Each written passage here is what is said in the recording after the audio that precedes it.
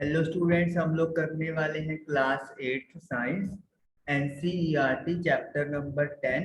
Chapter is reaching the age of adolescence. और आज हमारा जो टॉपिक स्टार्ट है वो है वॉइस चेंज से। चलिए स्टार्ट करते हैं।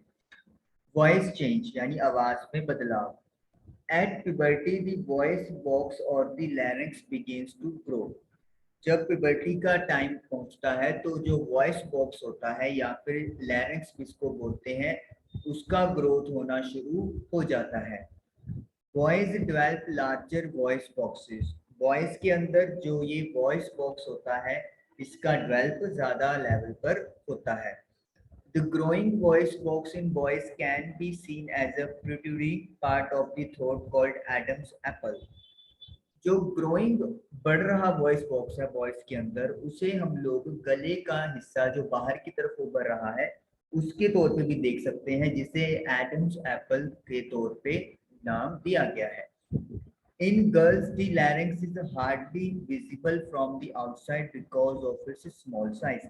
लेकिन गर्ल्स के अंदर जो लैरिंक्स है वो बहुत ही मुश्किल से बाहर से दिखाई देता है, क्योंकि उनका जो साइज होता है वो स्मॉल होता है। तो यानी कि जो ग्रोथ है लैरिंक्स की वो बॉयज में बहुत ज्यादा होती है, लेकिन गर्ल्स में साइज इसका स्मॉल रहता है जब प्यूबर्टी के टाइम की बात हम लोग करते हैं। Generally, girls have a high-pitched voice, whereas boys have a deep voice. आमतौर पे जो गर्ल्स होती हैं उनकी आवाज थोड़ी ऊंची और पिच पिच मतलब थोड़ी सी पतली या तीखी वॉइस होती है, लेकिन जो बॉयज की आवाज है वो डीप यानी कि गहरी या फिर भारी हो जाती है। इन adolescent boys, sometimes the muscles of the growing voice box go out of control and voice becomes hoarse. Adolescent boys के अंदर कई बार क्या होता है, जो बढ़ रहा वॉइस बॉक्स होता है, जो ग्रोथ कर रहा है वॉइस बॉक्स, उसकी मसल्स कंट्रोल से बाहर हो जाती हैं और जो आवाज है वो बहुत भारी या फिर थोड़ी सी आप इसको बोल सकते हैं कि गला जैसे बैठ जाता है, वैसी आवाज हो जाती है। दिस स्टेट में remain for a few days और weeks after which the voice becomes normal. ये जो स्टेट है वो कुछ दिनों तक या हफ्तों तक रहती है और उसके बाद जो आवाज है वो नॉर्मल हो जाती है। तो यानी कि जो आवाज है वो थोड़ी सी खड़खड़ाहट से आवाज आएगी, जैसे गला खराब होता है, और कुछ दिनों में ये नॉर्मल हो जाता है। Increase activity of sweat and spacious glands. जो एक्टिविटी है स्वेट यानी कि पसीना और स्पेशियस मतलब ऑयल जैसा सब्सटेंस रिलीज करने वाली ग्लैंड्स, उनकी एक्टिविटी इंक्रीज हो जाती है। During puberty the secretion of sweat glands and spacious glands, जिनको ऑयल ग्लैंड्स भी कहते हैं, इंक्रीजेस। तो प्यूबर्टी के टाइम पे जिन ग्लैंड से पसीना और ऑयल मतलब रिलीज होता है उनकी एक्टिविटी इंक्रीज होती है। Many young people get acne and pimples of the face at this time because of the increased activity of these glands in the skin. काफी सारे यंग पीपल में एक्ने एंड पिंपल्स यानी कि जो आपके फिंसी होते हैं वो फेस पे आ जाते हैं इस टाइम पे, क्योंकि इन ग्लैंड्स की एक्टिविटी स्किन में बढ़ जाती है, जिस वजह से स्किन के अंदर ये नेचुरली डेवलपमेंट होती है। Development of sex organs. Now sex करने के लिए जो ऑर्गन्स हैं उनकी डेवलपमेंट।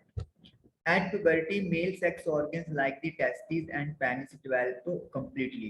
Puberty में जो मेल में सेक्स ऑर्गन्स होते हैं जैसे कि टेस्टिस और पेनिस, ये पूरे तरीके से डेवलप हो जाते हैं। The testes also begin to produce sperms. Testis जो है वो स्पर्म प्रोड्यूस करना शुरू कर देते हैं।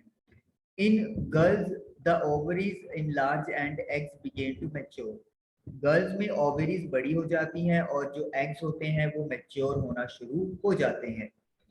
Also ovaries start releasing mature eggs, और जो ओवेरीज है वो मैच्योर एग्स को रिलीज करना शुरू कर देती है। Reaching mental intellectual and emotional maturity. अब मेंटली यानी दिमागी तौर पे, इंटेलेक्चुअली मतलब जब आप अपने बुद्धि का यूज करना शुरू कर देते हो, और इमोशनली भावनात्मक maturity. Adolescence is also a period of change in a person's way of thinking. Adolescence ये वो टाइम है जिसमें एक पर्सन की जो सोचने का नजरिया है वो बदल जाता है। Adolescents are more independent than before and are also self-conscious. जो एडोलसेंट होते हैं बॉयज या गर्ल्स, वो ज्यादा इंडिपेंडेंट हो जाते हैं पहले से और अपने आप के बारे में ज्यादा यू कैन से अलर्ट हो जाते हैं, अपने आप में ज्यादा मतलब वो बिजी होना शुरू हो जाते हैं। Intellectual development takes place and they tend to spend considerable time thinking. उनके अंदर बुद्धि का विकास होता है और वो ज्यादातर टाइम सोचने में मतलब अपना स्पेंड करना शुरू कर देते हैं, क्योंकि उन्हें अब हर चीजों की समझ आनी शुरू हो जाती है, तो वो अब हर चीज को अपने नजरिए से देखना, समझना और सोचना शुरू कर देते हैं। That is called intellectual development. तो ये चीज इसी एडोलसेंट का एक वन ऑफ द साइन है। In fact, it is often the time in one's life when the brain has the greatest capacity for learning. बल्कि ये वो टाइम है हर किसी की लाइफ में जिसमें जो दिमाग होता है उसके पास इस टाइम पे याद करने की या चीजों को समझने की जो कैपेसिटी है वो सबसे ज्यादा होती है। Sometimes, however, an adolescent may feel insecure while trying to adjust to the changes in the body and mind.